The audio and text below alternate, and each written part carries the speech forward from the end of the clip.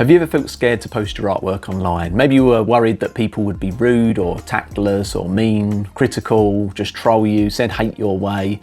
Trouble is, it can be quite difficult if you've created something you're quite proud of and you want to share it with the world. Maybe you've posted it on your social medias, hasn't got a lot of feedback, and you're thinking, okay, where else could I post this? Could I post it on Facebook groups, Reddit? And if you do, yeah, there's a chance that people might be quite critical, and that actually happened to me quite recently. I posted some artwork online, got a lot of mixed feedback, mostly negative, a little bit positive, but both ways there's quite a lot of lessons to be learned there. So that's something I want to be talking about in this video. So I've been working part-time as an artist for about 2 decades now, and I'm on a journey to go full-time. I'm looking to ramp this up so that I don't have to do other jobs to supplement my income. It's a hard journey and there's lessons to be learned here. I think 2 things that I specifically need to work on: making art better and marketing. And I think that's probably true of all artists. You can't just be an artist, create art in a vacuum and not expect to sell it. So I posted on Reddit. Not my usual social media platforms, but my usual social media platforms just weren't getting a lot of engagement. You know, I'd be posting artwork and bits and bobs on my social medias and I'd get a couple of likes here and there, but not really anything. I thought, well, let's just try posting this in the illustrations subreddit, you know, so community group, see what other people think of my art who would probably not have been exposed to it before. So I posted up some artwork, and it was artwork which I knew had problems. I wasn't really sure exactly what the problems were, but I knew that it had an issue. So I kind of posted it up asking the question, you know, now that I've had a bit of distance from this artwork, I'd created it a number of years ago, can you know, explain what's going wrong with this? And there's the first lesson to be learned, which I think is actually one that I did instinctively or intuitively. I think if you are worried that people are gonna criticize your artwork, or maybe you're not worried that they are, but you know, if you want some honest feedback and you're just looking for it, and maybe you're not quite ready for it, maybe you feel as though, you know, you've done the best you can, and any feedback is just like, well, I'm at the level that I can be at, you know, you telling me to get better and do better isn't going to actually help me because I physically can't at this stage.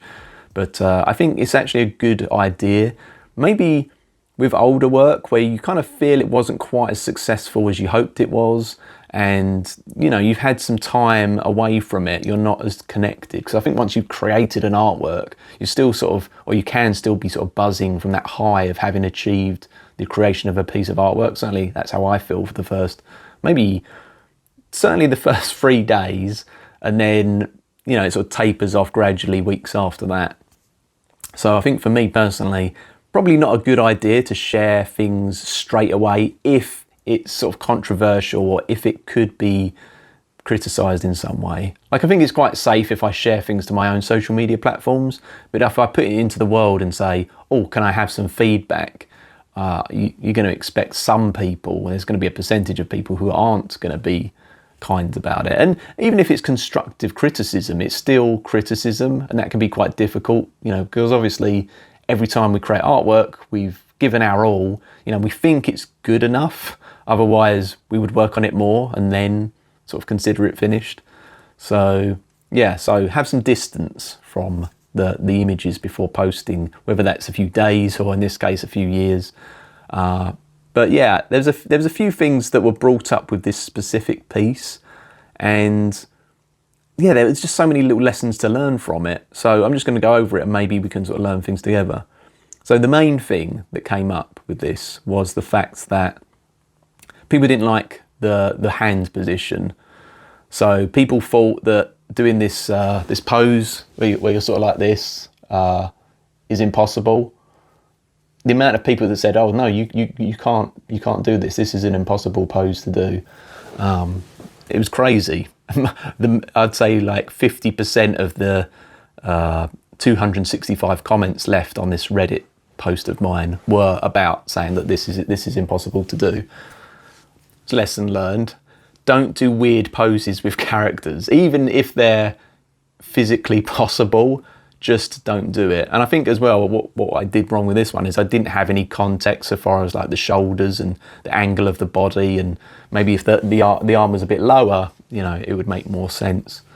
Even if things are photographed, they can still look weird. And I've had this before when I've taken reference images, like taken photos of things, especially if it's like someone's wearing like like some dark clothing, and they're in a weird sort of seating position, their legs overlap in a weird way. And you don't really question it because it's a photo, but if you were to draw that kind of weird way that their legs are crossed, and because it's quite dark and you can't really see what's going on, there are times when even a photo can be misleading. So people will always say, you know, with artwork, use reference, but even your reference you have to pick, and sometimes you have to determine, once translated to like a line drawing or a painting or whatever, does this work? You know, are people going to think this is weird? Because people scrutinize artwork, whereas a photo, they just like, yeah, it's a photo, you know, and then move on. And then there were some other criticisms. The gist was that this artwork didn't have any soul, basically, that it was just 3 random elements stitched together, you know, a woman's portrait, a skull, a wolf's head. And the whole point really was just to create something that looked cool, something that would appeal to the kind of alternative, sort of gothic-y, tattoo-loving crowd. I wanted something that would fit in with some of the other sort of Sugar Skull Girl and Skull artworks I'd been doing. So I'd been working as a part-time tattoo artist up until that point, and I'd sort of ended up accumulating like a little mini portfolio of that style of artwork. And I thought, okay, let's try to do something in that kind of same vein, a sort of tattoo-inspired piece. So that was the gist. A lot of people would criticise to say that it looked like that kind of wolf howling at the moon, sort of tacky t-shirt thing that you would get, you know, 3 wolves, 1 howling at the moon, maybe an eagle swooping down. You know, I don't know what you call that. It's sort of like a wolf fantasy sort of tackiness type of vibe. People call it gas station t-shirt art. I don't know what that means. I don't live in the US, but I imagine you get those sort of t-shirts for sale at gas stations. But I kind of know what you mean, especially because the girl had dream catcher earrings, and I was like, okay. And another thing, just looking at it, it's like, I've got some cherry blossoms going on. They don't go with the whole thing. Like, it could have some sort of Native American-ish vibe to it if the girl looked more Native American, and if the flowers weren't sort of like a Japanese associated flower. So there's some kind of incontinuity there. Another criticism was the fact that the heads were of different proportions. You know, obviously the skull is behind her, but it's bigger. I don't necessarily hate that. I quite like, you know, like movie posters where you have heads of different scales kind of positioned in a quite well compositioned way. That's the thing. Sometimes you get criticisms and you have to think to yourself, okay, maybe that's something for me to consider for next time, but I don't want to stifle myself if people are saying stuff that I don't necessarily agree with. Another criticism I had, which has really made me think about my whole style, was the fact that the way I work, I create line art, crisp, clean line art, but then I render it with a sort of a digital airbrush, kind of smooth, glossy, blurry kind of rendering and sort of painting style.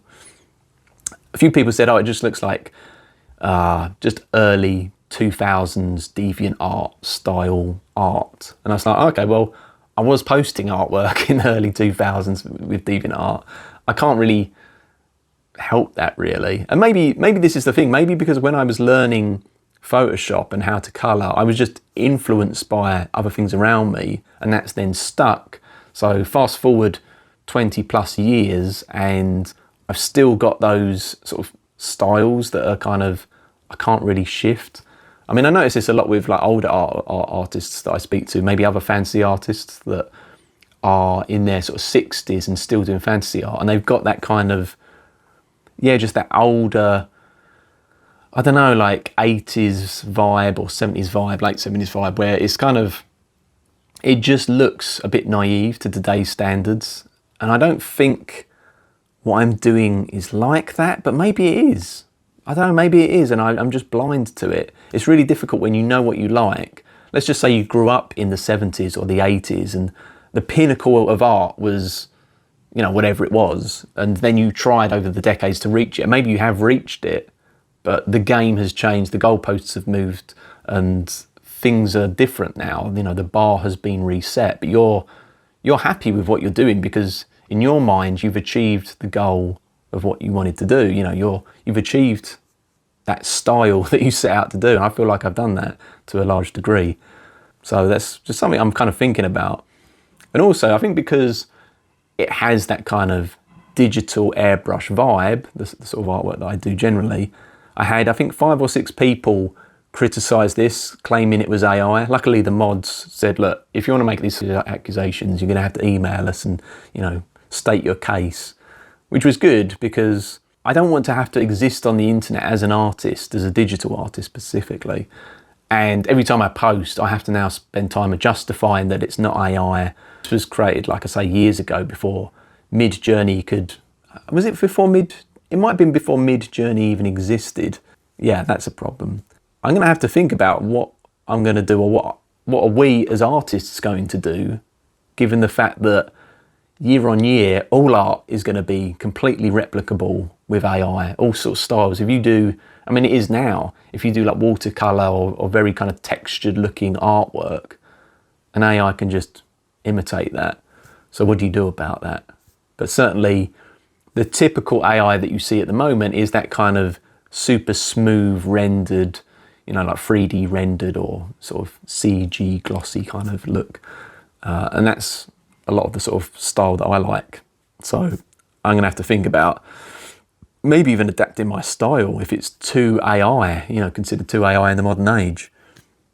There was a few people just saying, why are there drips coming off? Why are there splatters in the background? You know, those little accents, they just look like cum. And I'm just like, okay, I can't help that your mind is in the gutter and any kind of splatter to you reminds you of semen. But yeah, what can you do about that? So another thing I noticed, I posted this on Reddit. I didn't post it on my own socials. My own socials, like I say, get 1 or 2 likes or engagements per hit. This got, at this juncture, 881 upvotes and 265 comments, albeit a lot of criticism. Okay, that's something to learn, because sometimes you're just posting your artwork almost like in this vacuum of Instagram or Facebook or whatever it is, and you don't receive any eyeballs on it. And there's a couple of bad things about that. Firstly, you feel like, is anyone listening? What's the point? Should I just create this and then just move on to the next thing and not even bother posting? Because if no one's going to ever see anything you do, or maybe 1 or 2 people are going to see it, maybe especially if they're just family members that you could just show when you meet them anyway, like you think, well, what is the point in even putting this up on the internet for the public? And I think if you have worked really hard on something, it's just natural to want to share it, you know, no matter where you're at in the sort of the journey of being, you know, amateur to professional with it. Yeah, I just learned that, okay, firstly, maybe I'll actually post on Reddit a little bit more because people are actually there and potentially viewing my artwork. I mean, I'm talking about engagements here, but it did get like 378,000 views. Like if I post a YouTube video, it will get typically like 20 views. This one will probably get about 20 views, maybe a little bit more, who knows, over time. Fair enough, this is just me talking. I'm not as good at talking as I am art, that's for sure. But I actually got eyeballs on it. So that was interesting. But also, I did learn a lot from the criticisms. You know, when I sit back and I look at it and I'm trying to think, you know, why wasn't this successful? And I say successful as in, I tried to sell this along with, you know, 50 other of my artworks as prints at shows at, you know, online stores. This one has sold. I have sold like 25 prints of it, but compared to others, it just didn't sell as well. And it has all the things that I value, such as like the amount of detail, the sort of subject matters being like the aggressive wolf and the skull, and, you know, I like cool stuff like that. So it kind of at a glance looks really good, and obviously some people can see in it what I see in it and have gone on to buy it. But there was a reason why it didn't sell quite so well, and taking it to Reddit or any online place where you're actually going to get proper feedback, good and bad, is actually a time to then reflect on that and think, okay, so if 80 people are all saying I have a problem with this, that or the other, it's like, right, okay, got it. You know, for this one, it's like people don't like the hand positioning. if I didn't do that, then I wouldn't have got all those comments. And therefore, people probably would have bought it in higher numbers. You know, if people were looking at this artwork and even noticing, or subconsciously perhaps noticing that there's something not quite right or that doesn't make sense to their brain, then they're maybe not going to buy it. So that's the trouble. You can create what you think is really good art, and you think it's really good art because you've created it, and not just boost your own ego, but because you're comparing against, you know, all the crap artwork you did as a kid, and it's like, oh, you can see how far you've come, and you know, you're now making what to you is really good art comparatively when you compare against yourself. But perhaps there are these little things that other artists aren't doing in the wider sort of professional space, you know, these little problems that you're having that they're not, and that's what's separating you from them. That's why you're getting 10 sales of your, you know, your artwork on a print or a t-shirt or whatever it is, and someone else is getting 5,000 sales or whatever it is. Maybe there's just these little things, if only you knew them and you could change them, then you could be having that kind of level of success as well. So I think posting artwork online, especially if you can get eyeballs on it, is just so useful for just taking stock of where you're at, what you're doing, what's going wrong with your artwork. And I think outsourcing it to a crowd, you're going to get loads of crap. You're going to get people accusing you of like being an AI bot, or you're going to get people saying, I just don't like the subject matter, or, you know, oh, it looks like something from Twilight. I hate Twilight, therefore I hate the art, whatever. Yeah, you just think, okay, well, I'm going to get that. I'm going to get people just say their bit. And as long as you can kind of detach from that and know that this is just something that people are passing by, having a look at over the course of a minute during their day, writing a quick comment about, and then moving on to the next thing, and it means nothing to them, and you therefore don't take it as personally, then I think there's a lot of lessons to be learned here. So I'm thinking with this piece, I could rework it now. I think I've got enough data to sort of go back, tweak it. I mean, maybe some of the tweaks, I think I could probably at least double its effectiveness as a piece of art. Trouble is, I also think trying to tweak it, given how it is, like the amount of detail that's going around everything, it would probably just be more hassle than it's worth. It might take me 20 hours to redraw things, and then have to try and reposition things and redraw other things in order to fit with the new amendments. I'm just going to chalk it up as, okay, here's a bit of artwork I did it years ago now, so I can sort of put it in the past, and hopefully newer pieces won't have quite as many problems. And I think that's the thing with art, you know, you're going to do things and you're going to learn from it. And especially, I think, if you're trying to do anything a little bit difficult, if you do abstract stuff, there's a lot to learn about colour and composition, but that's about it. You don't need to learn about anatomy, perspective, relationships with physical, tangible objects and how they interact, and the narrative necessarily of elements in a piece. Like, there's so many things that need to be taken account, especially if you're trying to go for quite a detailed style. And I think because I am a bit of a perfectionist, I like the colouring to be perfect, or as perfect as I can get it. I like the line art to be perfect, or as perfect as I can get it. But that kind of works against me in the fact that then making amendments later makes the whole process a lot harder than if you're just doing a painting that's a little bit more, well, painterly, a bit more textured. So yeah, lessons were learned, and hopefully other people can kind of learn from my mistakes and just learn that perhaps posting on platforms outside of your own social media will help with eyeballs, engagement and views, and also allow you to then go away and work in a way that can improve your art at a later date. So thanks for following my journey, and I will see you in the next one.